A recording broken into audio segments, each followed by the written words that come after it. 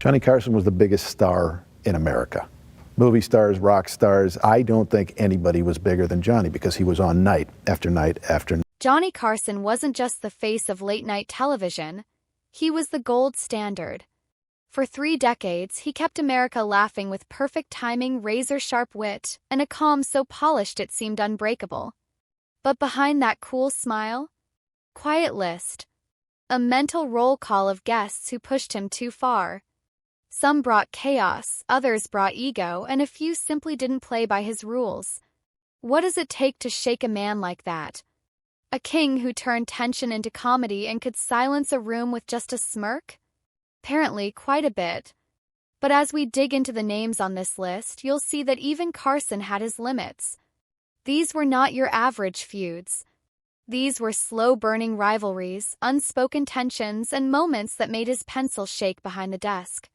Frank Sinatra didn't just walk into The Tonight Show, he descended like royalty. His team would sweep into NBC ahead of him, changing temperatures, adjusting lights, and claiming front-row seats for his entourage. Purity marked his arrival in bold letters. And Johnny Carson, who valued control and precision, braced himself every time. He respected Sinatra's star power, sure, but hosting wasn't just about status. One night in 1976, Carson was deep into his monologue when Sinatra strolled onstage unannounced, arm around Johnny's shoulder. Crowd erupted. 40 seconds of thunderous applause. Carson forced a smile and joked, "Do you need the whole show, Frank?" Sinatra shot back, "Only till the band packs up." It was iconic, but to Johnny it was war. The monologue was sacred ground, and Frank had bulldozed through it. Behind the scenes, Carson poured himself an extra scotch and muttered under his breath about the chairman of the board.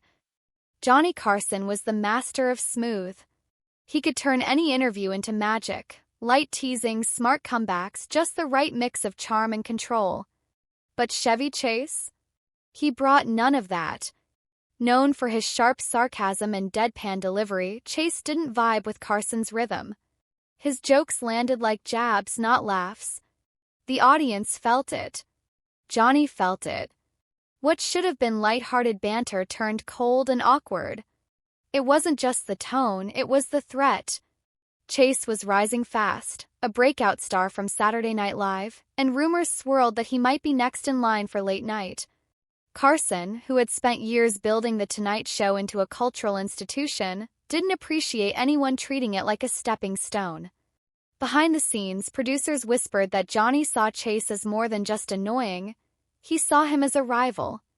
Their interviews lacked warmth, their off-camera chemistry was non-existent, and the air between them grew thicker with every visit. Chevy may have thought he was too cool to care. Fred Rogers seemed like the safest guest you could book. No scandals, no ego, just kindness in a cardigan.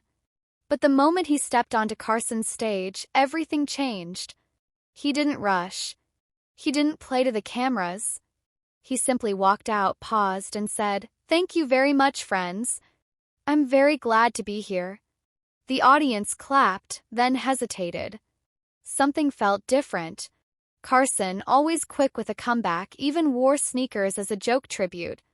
Rogers smiled and replied, "That's very thoughtful, Johnny." Behind the scenes, chaos. Timing was off, cue cards were abandoned, and the laughs were nearly non-existent. Carson tried to pivot, asking for funny stories, expecting something light. But Rogers spoke slowly about children's fears, imagination, and empathy. It was sweet, but also like slamming the brakes on a speeding car. Carson nodded politely, but under his suit, the sweat told a different story. Ratings dipped, producers panicked, and yet, the mailroom flooded the next day with letters thanking the show for that quiet moment. Till the damage was done. Joan Rivers wasn't just another guest, she was Johnny Carson's chosen one. He brought her onto The Tonight Show nearly 100 times, made her a regular fill-in host, and championed her sharp wit and fearless style. Behind the scenes, she called him boss, sent handwritten thank you notes, and treated him like a mentor. Carson rarely trusted anyone with his stage, but with Joan it was different. Until it wasn't. In 1986, Rivers accepted a deal to host her own late-night show on the new Fox network, without telling Johnny first. He found out the same way the rest of America did, watching the evening news.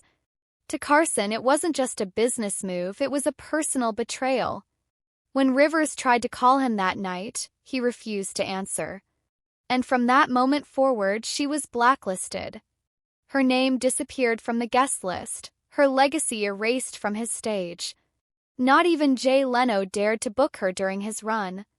Years later, when her show crashed, when her husband took his own life, Carson still stayed silent.